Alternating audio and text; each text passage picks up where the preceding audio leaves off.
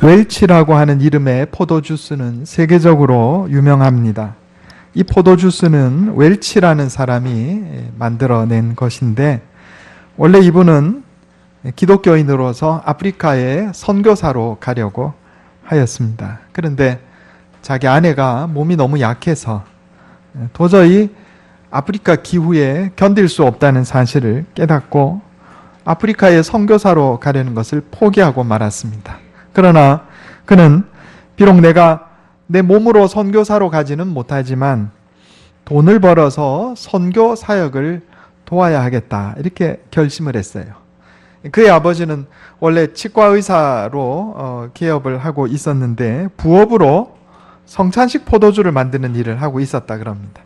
그 아버지한테 포도주 사업을 물려받아 가지고 성찬식 포도주스 만드는 일을 시작을 한 겁니다. 그리고 내가 이 사업을 통해서 돈을 벌어서 선교 사역에 헌신하리라 목적을 가지고 열심히 일해서 세계적으로 유명한 웰치스 포도주스 회사를 일구게 되었습니다. 그는 버는 돈의 10분의 5를, 2분의 1을 선교 사업에 헌신했다고 그럽니다.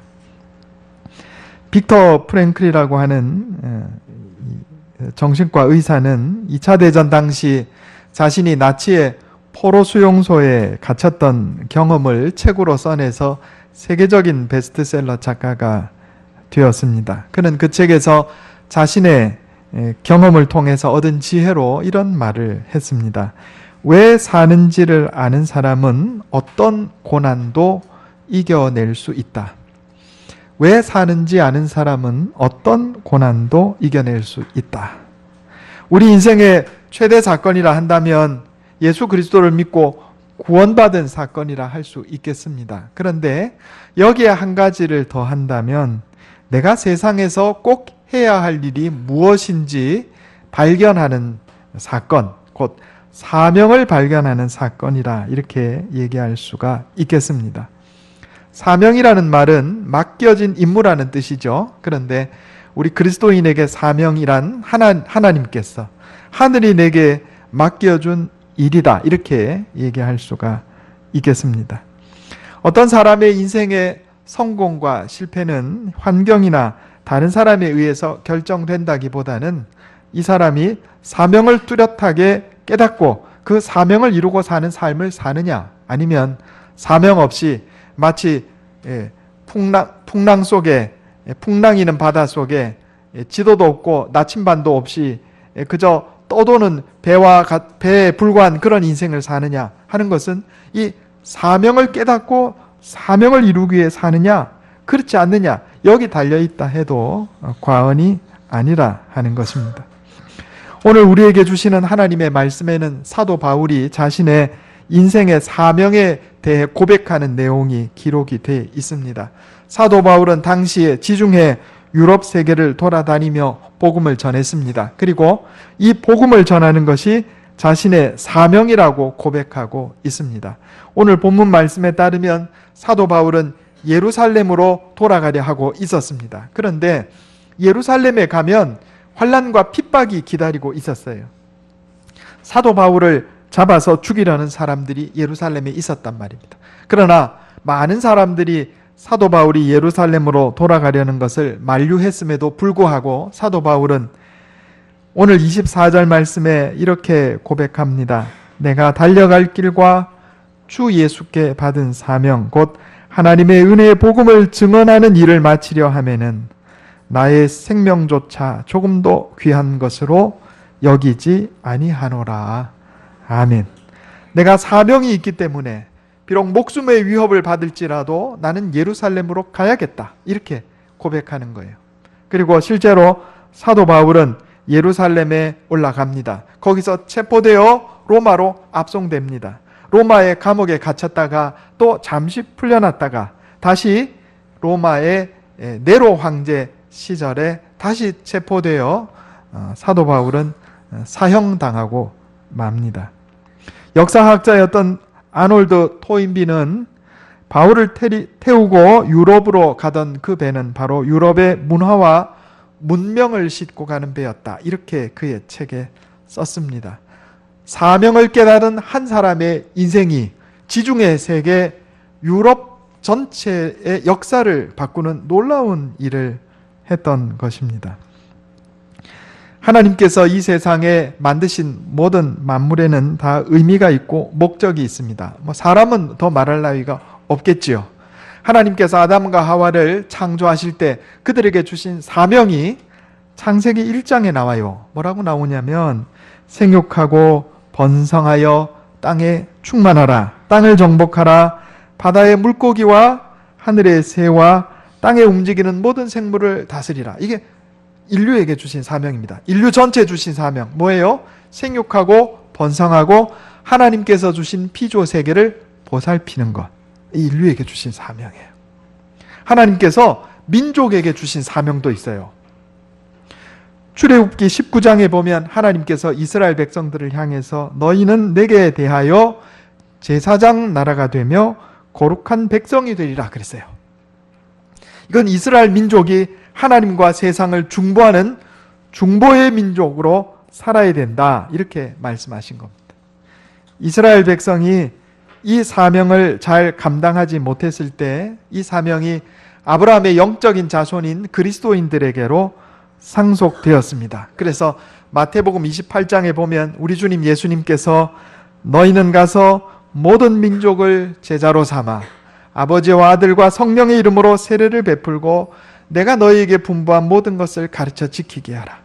이것이 세상과 하나님과 세상을 중보하는 이 사명이 우리 그리스도인들에게로 상속됐다. 이런 얘기예요. 그러므로 우리 그리스도인들의 인생의 사명은 가장 크게 말하자면 이 세상에 복음을 전하며 하나님의 영광을 드러내는 것이다. 이렇게 말할 수가 있겠습니다.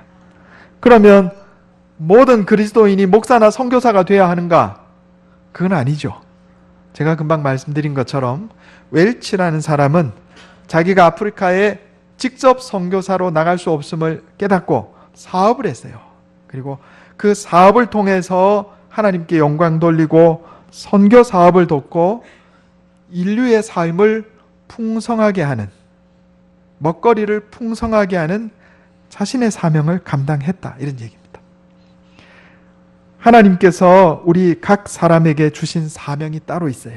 그리스도인 전체에게 주신 사명이 있는 것처럼 우리 각 사람에게 주신 사명도 있다. 이 말입니다.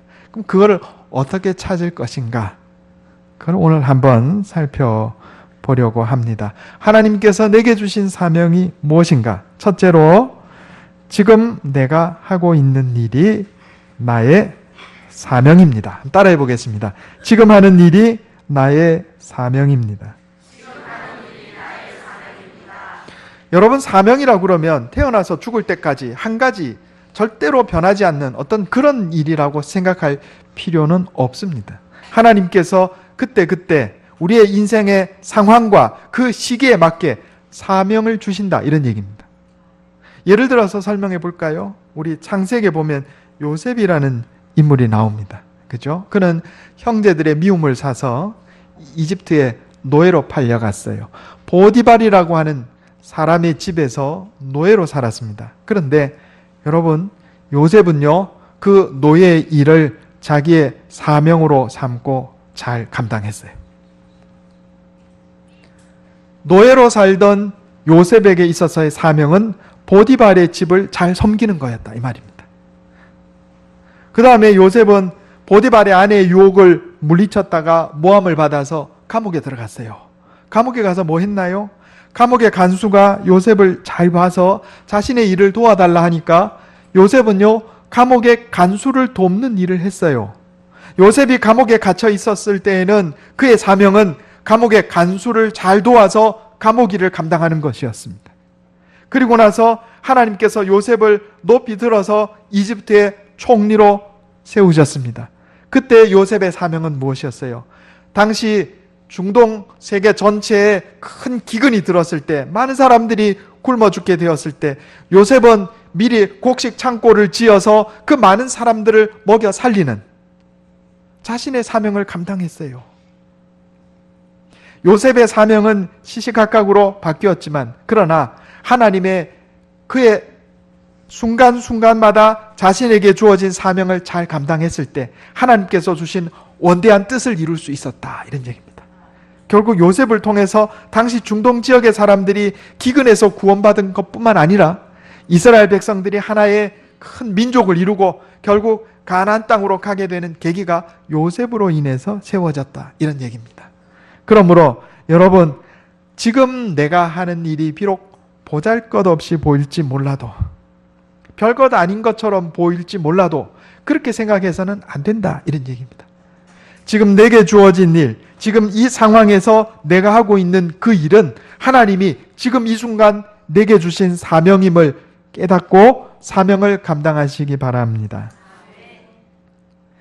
요즘 날씨가 추워지고 있는데 이 전기, 우리나라에서 많은 부분이 수력발전소에서 생산이 됩니다. 그런데 이 수력발전소에 가면은 이 험한 일을 하는 사람들이 있어요. 뭐냐면 이 물이 내려올 때 그 물에 떠내려오는 여러 가지 비닐이라든지 나무 토막이라든지 쓰레기 이런 거 있단 말이에요. 이거 치우는 사람들이 있습니다. 그런데 이것을 잘 치워줘야 물이 수력발전소의 터빈에 들어가서 터빈이 막히지 않고 전기를 잘 생산하는 겁니다. 만약에 이 사람들이 자신의 사명을 게을리하고 그 부유물들을 물에 떠내려오는 이물질을 제거하지 않는다면 수력발전소에서 전기도 생산할 수 없게 되고, 전기를 생산할 수 없게 되면 나라의 모든 기계들이 돌아가지 않고 병원에서도 전기가 돌아가지 않으면 생명을 살릴 수 없고, 학교에서 전기가 들어가지 않으면 아이들을 가르칠 수가 없고, 다 연결이 되어 있는 거예요. 지금 내가 하는 일이 비록 보잘것없고 별것 아닌 것처럼 보일지라도 그렇지 않다, 이런 얘기입니다. 하나님께서 내게 지금 이 순간 내게 맡겨주신 일을 귀하게 여기고 최선을 다해서 감당할 때 내게 내 인생의 뜻하신 하나님의 뜻을 이루는 삶을 살게 되는 겁니다. 김동환 목사님이 쓰신 다니엘 학습법이란 책이 전에 굉장히 유행했습니다. 그리스도인 학생들이라면 꼭 읽어야 되는 필독서처럼 그렇게 유행을 했는데, 이 책에 보면 이런 얘기가 나와요. 이분이 아마 서울대학교를 나온 모양이에요. 서울대학교 학교 다닐 때 가난한 학생들을 위해서 무료로 공부방을 개설을 했는데 이분이 이랬었어요. 그런데 내가 거기서 참 안타까웠다 하는 거예요. 그리스도인 학생들이 공부를 하긴 하는데 내가 이 공부를 통해서 무엇을 해야 하는 목적의식이 없다는 거예요. 학생들에게 주어진 일, 당장 주어진 일은 뭐예요? 공부입니다. 그런데 이 공부가 학생들에게는 하나님께서 주신 사명이에요. 문제는 뭐냐면 무엇을 지향하는가 하는 겁니다. 내가 이 공부를 잘해서 그저 나 혼자 잘 먹고 잘 살 것이냐, 그게 아니고 내가 공부를 열심히 해서 하나님께서 내게 주시는 직업을 찾고 그 직업을 통해서 일을 해서 하나님께 영광 돌리고 인류를 이롭게 해야 되겠다, 이런 목적의식이 있어야 된다, 이 말이에요. 그런데 이런 목적의식이 없이 그저 공부해서 나 혼자 잘 먹고 잘 사는 생각만 가지고 공부를 하니 이것은 그리스도인으로서의 자격이 부족하다, 이렇게 썼던 것입니다. 노예살이 하던 요셉에게 그의 사명은 주인집을 돌보는 것이었어요. 그런데 보디발의 그 주인의 아내가 자신을 유혹했을 때 요셉이 이렇게 말합니다. 이 집에는 나보다 큰 이가 없으며 주인이 아무것도 내게 금하지 아니하였어도 금한 것은 당신뿐이니 당신은 그의 아내임이라. 그런즉 내가 어찌 이 큰 악을 행하여 하나님께 죄를 지으리이까. 요셉은요, 보디발의 아내의 유혹을 물리치면서 내가 이 죄를 범해서 어떻게 해서 내가 이 큰 악을 행해서 어떻게 내 주인인 보디발에게 죄를 짓겠습니까? 이렇게 얘기 안 해요. 뭐라고 얘기해요? 내가 어찌 이 큰 악을 행하여 하나님께 죄를 지으리까. 보디발의 집에서 노예살이 하면서도 그의 인생의 목적은, 그의 초점은 하나님께 영광 돌리고 자신의 사명을 이루는 데 있었다, 이 말입니다. 노예살이 하면서도, 감옥에서 간수의 일을 도우면서도 그의 초점은 내가 이 간수의 일을 도움을 통해서 어떻게 하면 하나님께 영광 돌리고 하나님을 믿는 사람들이 어떻게 사는지 사람에게 보여주어서 하나님께 영광 돌리고 주님의 뜻을 이루는가, 여기에 있었던 거예요. 세상 사람들이 볼 때는 노예살이와 감옥에서 간수를 돕는 일이 비천하게 여겨졌을지 몰라도 요셉은 그렇게 살지 않았다, 이런 얘기입니다. 가정주부에게 주신 일은 남편과 자녀를 돌보는 일이에요. 잘 돌보는 일이에요. 여러분, 이것은 굉장히 중요한 일입니다. 요한 웨슬레 아시죠? 감리교의 창시자입니다. 요한 웨슬레 형제가 이 세상을 얼마나 많이 바꿨는지 몰라요. 그런데 우리나라에서는 감리교가 좀 작은데 미국 가면 감리교가 제일 큰 교단입니다, 여러분. 그런데 이 요한 웨슬레 형제를 그 어머니가 신앙으로 양육했어요. 요한 웨슬레의 어머니는 그저 가정주부에 불과했습니다. 그러나 그의 가르침은 아들들에게 엄청난 영향을 주었어요. 그 아들들이 모두 하나님의 종으로 세상을 변화시키는 놀라운 종으로 살았습니다. 누구의 덕분이에요? 그의 요한 웨슬레의 어머니가 어머니로서의 사명을 잘 감당했기 때문에 놀라운 능력이 나타난 거예요. 에베소서 5장에 보면 아내들이여 자기 남편에게 복종하기를 죽게 하듯 하라 그랬어요. 여러분, 남편을 잘 보살피는 거 내게 주신 사명입니다. 아내를 잘 보살피고 보호하는 거 남편에게 주신 사명이에요. 이건 결코 하찮거나 별 볼 일 없는 일이 아니다, 이 말입니다. 하나님 내게 주신 사람, 하나님 내게 주신 일. 에베소서 6장에 보면 일을 할 때 기쁜 마음으로 섬기기를 죽게 하듯 하고 사람들에게 하듯 하지 말라 그랬어요.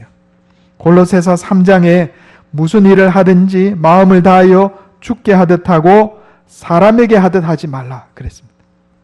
누구를 대하든 무슨 일을 하든 이것이 하나님께서 내게 주신 사명이다 생각하고 주님께 하듯 그 일을 감당할 때 하나님께서 내 인생을 통해서 놀라운 일을 이루시는 것입니다. 제가 요즘 그런 생각을 합니다. 학교 가면은 학생들한테 가르치는 것이 어떤 사명을 일깨워주고 그 사명을 감당하는 삶을 살아라, 이렇게 가르치는 것이 아니고 그래서 공부 열심히 해서 좋은 대학 가서 너 잘 먹고 잘 살아라, 그죠? 이거 가르치는 거예요. 제 학교 다닐 때도 그랬어요. 좀 어릴 때는 네 책상이 너희 아버지 얼굴이다, 이렇게 가르치더라고요. 그 무슨 얘기예요? 네가 공부를 잘해야 네 부모님이 얼굴을 들고 다니지 않겠냐, 그거예요. 그 좀 지나니까 중고등학생쯤 되니까 네 공부하는 성적이 네 마누라 얼굴이다 그러더라고요. 무슨 얘기예요? 너가 공부를 잘해야 네 원하는 좋은 배우자 만날 것이 아니냐, 이런 얘기예요.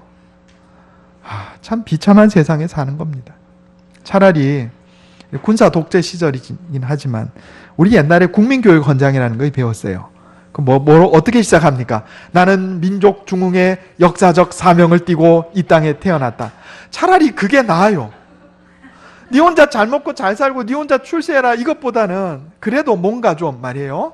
민족 중흥의 역사적 사명을 띠고 이 땅에 태어났다. 내가 그냥 할 일 없이 내 쾌락과 탐욕을 위해 사는 게 아니고 내가 민족을 위해서 뭔가 공헌을 해야 되는구나. 그거라도 주입식 교육이라도 그거라도 있었어요. 요즘 그것도 안 하잖아요. 그것도 부족해요. 우리는 하나님께 영광 돌리고 인류를 복되게 하기 위한 사명을 가지고 이 땅에 태어난 겁니다. 여러분, 이걸 믿으시기 바랍니다. 그리고 지금 하나님께서 내게 주신 상황, 내게 주신 일, 내게 주신 사람 다 내가 사명을 감당하는 거예요. 내게 주신 직업은 여러분, 하나님께서 내게 주신 사명이자 책임입니다. 내가 뭔가를 만드는 직업을 가지고 있다. 그러면 내가 이것을 잘 만들어서 하나님께 영광 돌리고 인류를 풍요롭게 하는 거예요. 이런 마음을 가지고 하면 불량품이 나올 수가 없어요. 내가 운전을 하는 직업을 가지고 있다. 이것을 해서 내가 물류를 수송해요.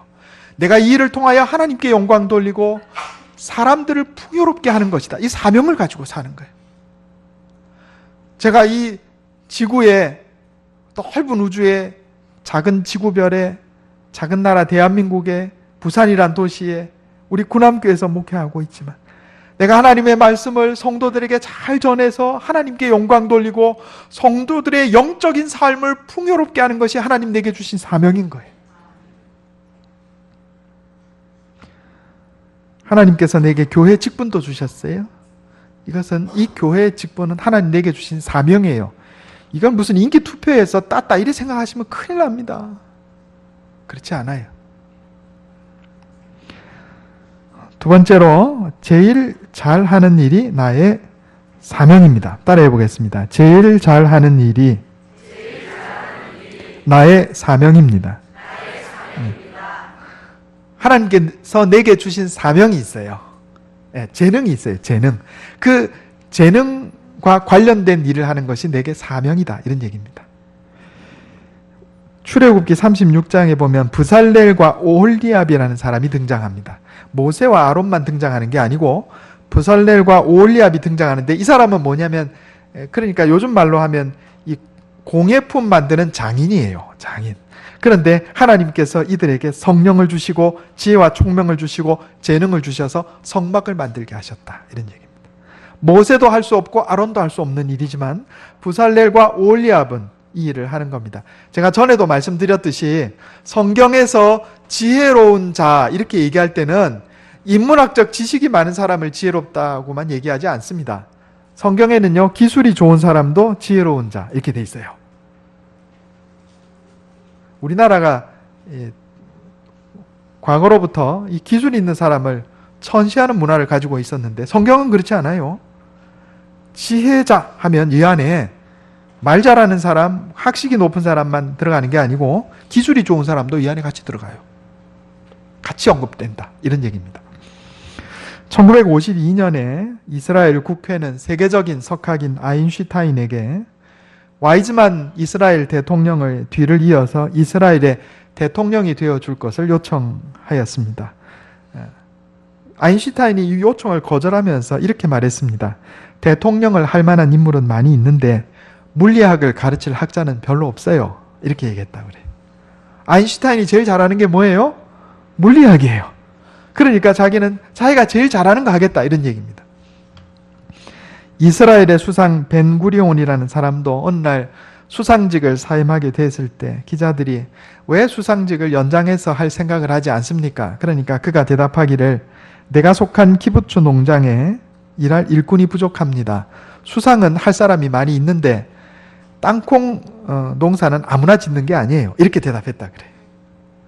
이제 땅콩하고 대통령하고 관련이 좀 많은가 봐요. 미국의 카터 대통령도 땅콩 장사하다가 대통령이 됐는데 어쨌든 그렇습니다. 자기가 제일 잘하는 것을 자신의 사명으로 알고 살았다. 이런 얘기입니다. 여러분, 하나님께서 내게 주신 재능이 있으면 그거 내게 주신 사명입니다. 저는 책을 한 권 읽으면 어떤 내용이 어디 있다 이게 선명하게 기억이 나요. 하나님 책에 주신 재능입니다. 그런데 길은요 5번을 가도 항상 새로워요. 난 새로운 것 같아. 여기 우리 처음 온다 이러면 우리 집사람이 무슨 소리야? 지난번에 왔었는데 이러거든요. 왜? 난 새로운데? 잊어먹어요. 길을 잘 못 찾아요. 큰 건물에 들어가면 들어가는 길하고 나오는 문하고 달라요. 아무리 똑같은 문으로 나올래도 딴 문으로 나와요. 난 이해할 수가 없어요. 앞문으로 들어가는데 뒷문으로 나오고. 그러니까 저는 그런 거 하면 안 되는 거예요. 딱 맞게 제가 잘하는 거. 하나님 말씀을 읽고 연구해서 그 말씀의 핵심을 찾아내서 성도들에게 가르치는 거. 이거 제가 제일 잘하는 거다. 하나님 내게 주신 사명이다. 이런 얘기입니다. 세 번째로 기쁜 마음으로 할 수 있는 일이 나의 사명입니다. 따라해 보겠습니다. 기쁜 마음으로 할 수 있는 일이 나의 사명입니다. 내가 좋아하는 일이 나의 사명이다. 이런 얘기예요. 물론 내가 좋아하는 일이라고 해서 항상 편하고 쉬운 일은 아닙니다. 이 세상에 편하고 쉬운 일은 없어요. 저는 성도들에게 말씀 전하는 거 정말 좋아합니다. 행복합니다. 바울이요 고생하면서 복음을 전했어도 그러면 바울이 정말 죽지 못해서 이게 사명이라 할 수 없이 그 일을 했겠는가? 저는 그래 생각 안 해요. 그는요, 비록 육신이 힘들고 고되고 심지어 감옥에 갇히고 나중엔 사형까지 당했을지라도 그는 행복했어요. 저는요, 주일에 설교하는 게 행복합니다. 설교할 때 행복해요. 근데 준비하는 것도 행복할까요? 안 행복해요. 준비하는 거 힘들어요. 제가 제일 자주 꾸는 꿈이 뭔지 아세요? 설교하는 꿈이에요. 설교하는데 성도들이 다 어디 가고 없어. 설교하려고 올라왔는데 설교 준비한 종이가 없어졌어. 그만큼 제가 이 설교를 힘들게 생각한다 이 말이에요. 그러나 그럼에도 불구하고 말씀을 전하는 일이 저는 행복하고 즐거워요. 그런 거예요. 여러분, 하나님께서 내게 주신 일, 내가 기쁘고 즐거워하는 일이 있지만 그게 항상 편하고 쉬운 것만은 아니다 이런 얘기입니다. 올림픽 육상 선수였던 에릭 리들이라는 사람이 이래 말했어요. 하나님이 나를 만드신 목적이 있습니다. 하나님은 나를 빠르게 달리는 사람으로 만드셨고 나는 달릴 때 기쁨을 느낍니다. 만약에 내가 뛰는 것을 포기한다면 그것은 하나님께 내게 이 재능을 주신 하나님을 모독하는 일이 될 것입니다. 이렇게 얘기했어요. 그는 주일에 시합에 나가지 않았습니다. 그러나 평일에 열리는 올림픽에서 금메달을 땄어요. 하나님의 임재 연습이란 책을 쓴 중세기의 수도사 로렌스라는 사람이 있는데 그는 50세가 되었을 때 모든 것 다 버리고 수도사로 들어갔습니다. 그리고 뭐 했냐면 식당 일했어요. 빵 굽고 설거지 했단 말입니다. 그런데 그 일은 그가 즐거웠어요. 그래서 그를 대하던 사람들마다 그에 대해 추억하기를 나는 그를 만날 때마다 그의 얼굴에서 주님을 보는 것 같았다 그랬어요. 여러분, 빵 굽고 설거지하는 일이 하찮게 보입니까? 그렇지 않아요. 그것을 나의 사명으로 인식하고 그것을 자신의 재능으로 알고 기쁜 마음으로 그 일을 감당할 때 여러분 그 일을 통해서 하나님이 놀랍게 영광 받으신 것이다. 이런 얘기입니다. 그리고 우리가 하나님께서 내게 주신 사명을 잘 감당할 때 하나님께서 내게 필요한 것을 공급해 주십니다.